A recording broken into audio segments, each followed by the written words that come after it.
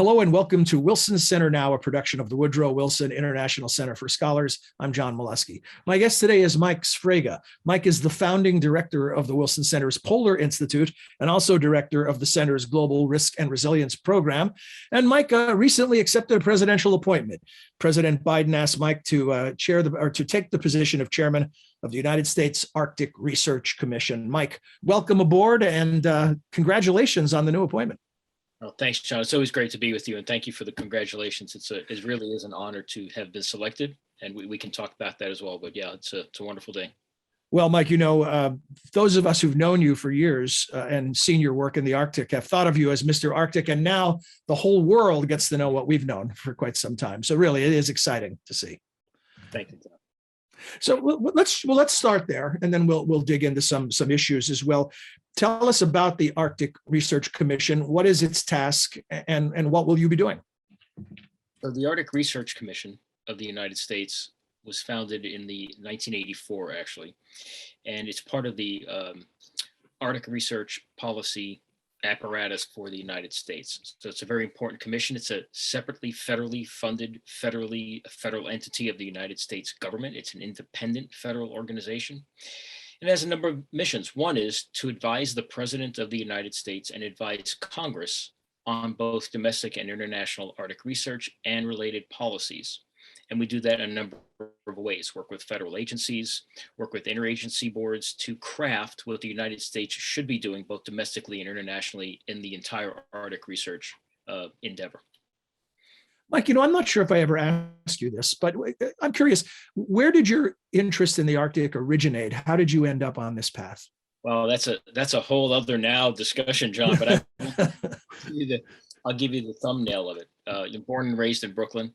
Had to take out a library book once a week as a requirement for my mother to be able to play stickball and do all the things that young kids want to do in Brooklyn, and wound up reading one particular book over and over and over again, so much so that the librarian gave it to me and my mother thought I actually stole the book, so we had to convince her that it was a book about mountaineering in Alaska, and that's what hooked me on Alaska. And so when the time came, I decided to leave Brooklyn and arrive in Alaska, and that's where the fascination and the sense of urgency about the North came. Wow. Well, and the rest, as we say, is history, right? Here we are, live from Alaska. So let's talk about the current issues that are percolating in the region. It seems as every time we speak that more and more of the world's attention is pointing northward. What are the current issues that are on the front burner? Yeah, well, always the issues that seem to take the front lines, the headlines, right, in the papers have to do with military-related security issues, and there's a reason for that. Competition in the North is real, and we have a new ocean opening before our eyes.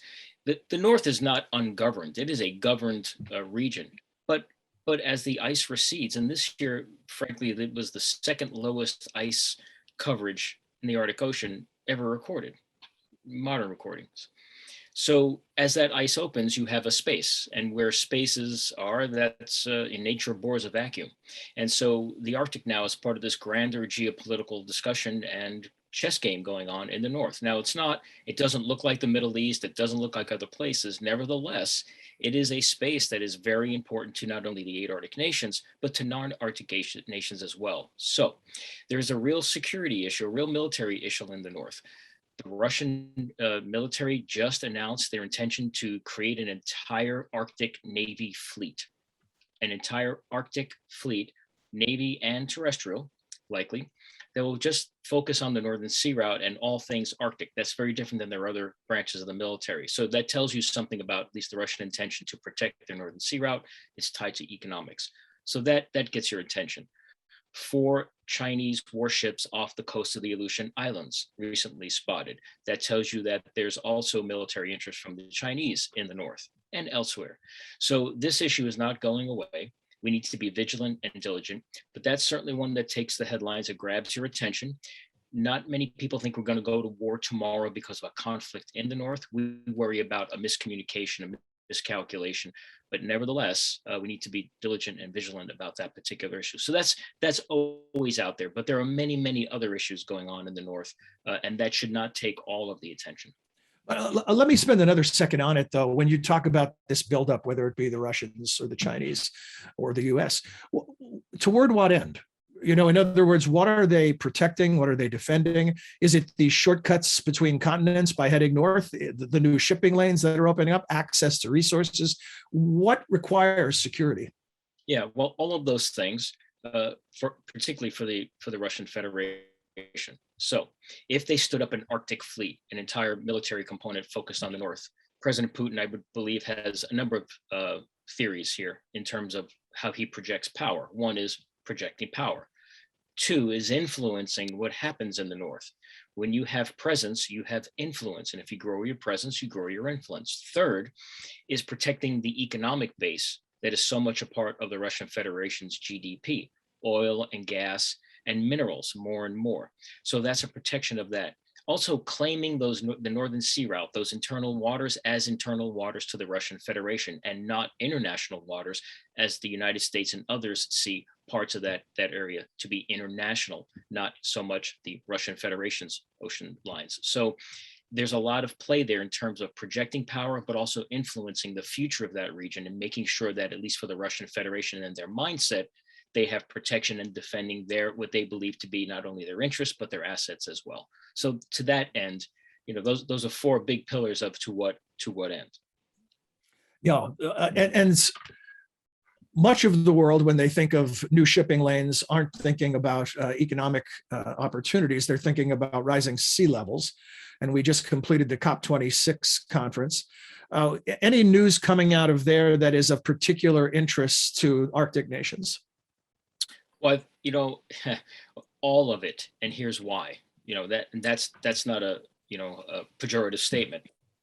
The North is not where all these greenhouse gases over the centuries have been originated and expelled into the atmosphere. The North is what's happening to the North is being shaped by elsewhere. You could say the same thing about our friends in Polynesia or elsewhere on the planet, right? So anything that happens related to COP directly impacts the North. We know that the Greenland ice cap is melting at a much more alarming rate than we had even thought about. We know that the Arctic Ocean is melting at more of an alarming rate than we thought about. So anything to keep the 1.5 degree level in place will help the North. And so it's not just about coastlines in Miami or coastlines in Alaska, it's about all coastlines. Think about Bangladesh and how many people live on that coastline. So if nothing else, with the Arctic, the Arctic narrative within COP is that we are now interconnected. You cannot separate the Arctic or the Antarctic from the rest of the planet. And we see that, obviously the ice sheets are in the north and in the south, and they are being impacted at an alarming rate, which impacts all of us. So the big takeaway from COP is to try to keep that 1.5 target in place, knowing full well that we can't rewind the clock here. Whatever's baked into our system, this global heating, is there for us to deal with for decades to come. The best we can do is manage for the future, like I think many of the delegates at COP were trying to do. And what's the current picture look like on the ground? I know we've talked in previous discussions about melting permafrost and moving of entire villages of native populations. What's happening now? Not even looking ahead to whether or not that 1.5 cap is attainable. Well, it's rather alarming, actually. We can see that thawing permafrost throughout the North. I used to say it's a concern with a small c. It's a concern of mine now with a much larger c for concern, because we have just this impact of a rolling issue here, where the thaw in Siberia and Alaska and Canada is happening not so much, not that it's happening at a more alarming rate. It's happening at a consequential rate on land that we have already built a civilization on. So, if it happens, it happens. But if it happens under a railroad, under an airport, under a home, under an energy source, under a nuclear reactor, that consequence is, it's bigger than an alarming rate. It's of consequence to all of us. So the permafrost issue is particularly a concern of mine, not just because of the ground thawing, but also because of the methane and the CO2 that is released, which just keeps figuring into the global warming. The second one I will note is the increase in fires. I mean, I have said this, and I don't try to be joke around this, but if you like fire, this is your time. I mean, the amount the rate of fire, the increase, the rapidity of it, the scale of it, not just in California or the United States, but throughout the North, is significant. And that just feeds the global cycle as well. So you have permafrost, fire, coastal erosion. It really is changing the contours of a landscape that we thought was stable and solid and in place. It's absolutely changing this landscape, not just by sea rise, but it's literally reshaping the North. And so one of the implications of that is infrastructure needs, not just built around deficiencies, so say broadband access, but building resilience, creating infrastructure that can withstand these seismic changes that you're describing. What's the update on investment in infrastructure in the region, and anything in this new piece of legislation that the president signed recently that specifically targets infrastructure in the North? Well, there are resources in the current bill that are directed to agencies that will deal with Alaska issues. I think the bigger issue to think about is how we build, right? So we're going to build, but how we build and where we build. So building codes, codes for bridges and ports and airports all have to change. Thinking about the timelines, if you had a structure that had to be, 50 year, you built it for 50, well, you better build that 50 for a very different terrain. And in fact, you're not going to be able to build in places because the permafrost has thawed or a village has had to relocate. And that's a whole different dynamic. When you're talking about villages in Alaska that are 200, 300, 400 people, but the cost of moving them is $150 million, that's a really tough call to make, and one that we will be facing more and more throughout at least the United States, but elsewhere in the Arctic as well. So infrastructure is about where do you build? How do you build? What new technologies do you put in place to build in a changing environment? And the best you can do is look at modeling for the next 50 years and try to make a really educated guess. But as you know, all models are wrong. Some are very useful. And so you try to do the best you can. All that will also add to the cost of doing business in the North. Mike, everything you described invokes the notion of a vision, right? It's that vision thing, as President Herbert Walker Bush called it. Who are the visionaries? Who is leading the charge, whether it's institutions or individuals? Who do you look to as an Arctic expert yourself? I know that we look to you and we consider you one of those visionaries, but then who do you look to? Who are either the organizations or the individuals? Well, a lot of individuals. So I look at my colleagues, for instance, that deal with the issues related to the Canadian North. I look to the research entities. I look to the National Science Foundation. I look to Polar Knowledge in Canada. I can go on and on, but I look to those research organizations first, because I don't know how you drive good policy without having good research and good data points, right? So I need really good research. So the NASA's and the NOAA's, I look for that storytelling that only their images and only their data can give me. Then I look to political leadership. I look to our own country. I look to the Arctic Council as an international organization and the work that they're trying to do.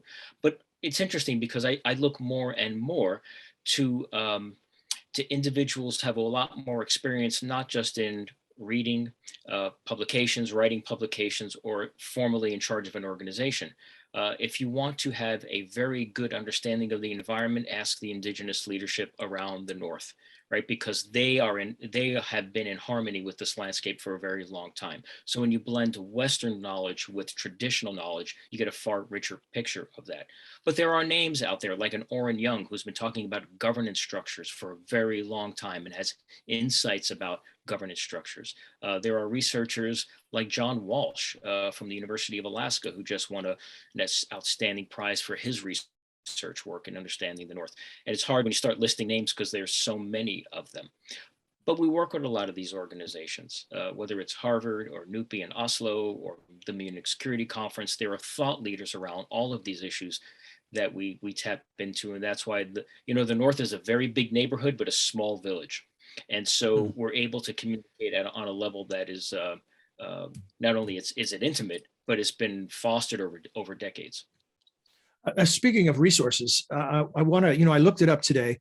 It was April of 2020, so more than a year and a half ago, when I interviewed you on this program about a new construct you had come up with, this 7 Cs. a play on words, the letter C, and you came up with the 7 C's that define the driving issues and concerns in the Arctic region. And here we are a year and a half later, and now as we speak, the hard copy version of a publication is going to press, and the digital version of the 7 C's document is online. Would you tell us about that? And don't be shy, give a little plug, tell people where they could find it, because it's also a free resource. Correct. It is a free resource on our website. So at the Polar Institute's website, at the Woodrow Wilson's homepage, you can click there and get a copy of that. There will be hard copies. I have to say, John, that when we spoke last time, as I think I shared with you, the idea was, how do I better communicate? Because this is like a nesting doll of issues. How do you communicate better the big issues of the North, like we just talked about? We went from Russian Federation's interested in Arctic fleet to Arctic infrastructure and indigenous knowledge. It's a broad scope. So those 7 C's still hold. And it was my way to try to communicate to members of Congress, to their staff, to international leaders, a better way to frame the North, because there's so many dynamic issues, right? And those C's, they still hold today. I've listened to friends, colleagues, and other foreign leaders use the 7 C's as climate. We've talked about climate and commodities like rare earth minerals, which is more and more and big issue for the North as well. Commerce, the shipping, the connectivity, not just broadband, but the ports and the infrastructure you just talked about. The communities, they don't want to just sustain themselves. They want to thrive. And how do they do that in this new environment? Cooperation, again, the Arctic Council, the Arctic Coast Guard Forum, those are still relevant, really essential organizations that to this day are sharing knowledge and actually bringing some governance structures and some management to the North. And finally, the always emerging issue of competition, right? The things we talked about with China, Russia, the United States, NATO. We talked about the Alaska side of the North. There's also a significant issue happening in the GI-UK gap, the North Atlantic, the Barents as well. So those C's hold, and we're going to continue to work on those because they have found utility, and maybe most importantly, they have found utility with those staff that are charged with understanding and then working with the member that they're serving and trying to figure out what best way forward for the North. It's a terrific way to frame the whole discussion and to understand the region, and I couldn't recommend it more. And you have a series of essays illustrating each of the points in this new publication. So again, wilsoncenter.org, Polar Institute is the place to find it. That's where a digital copy is available currently. And Mike, you and I have talked about this. I'll pull back the curtain and let our viewers into some behind the scenes discussions that we want to figure out a way to bring some of those authors onto this program in some video format. So people will have another option of how they can access that information. And we'll be doing that. And we'll announce it when we figure out exactly how we're going to do it. But I look forward to that, Mike, and working with you on it. Yeah, thank you, John, for that. That's and to that point, just very quickly, is that I could have written each of those 7 chapters, but I chose to reach out to friends. You asked me who I ask about the North. Well, those 9 authors who authored the 7 chapters, those are the very people I reach out to, sometimes on a daily basis. The idea was I could write this, or I can simply give these really smart people the idea of the 7 C's and ask them, what would they do with a chapter on climate? What would they do with a chapter on commerce? No guidelines, just write. What do you think? And that shows the utility of how you can use these 7 buckets brought together in aggregate, give you a much better picture of the North. You're like a great quarterback. Hand off the ball and let run with it, right? Thanks, Mike. Really a pleasure. Always insightful and informative. Really, and again, hearty congratulations on the appointment. As you know, all your colleagues were thrilled by this choice because you certainly have earned it, my friend. Well, I appreciate that, John. That's why they're great colleagues and friends. I really appreciate it. And thanks for today as well. We hope you enjoyed this edition of Wilson Center Now, and that you'll join us again soon, and that you'll take advantage of those excellent resources at the Polar Institute website. Until then, for all of us at the Wilson Center, I'm John Molesky. Thanks for being here.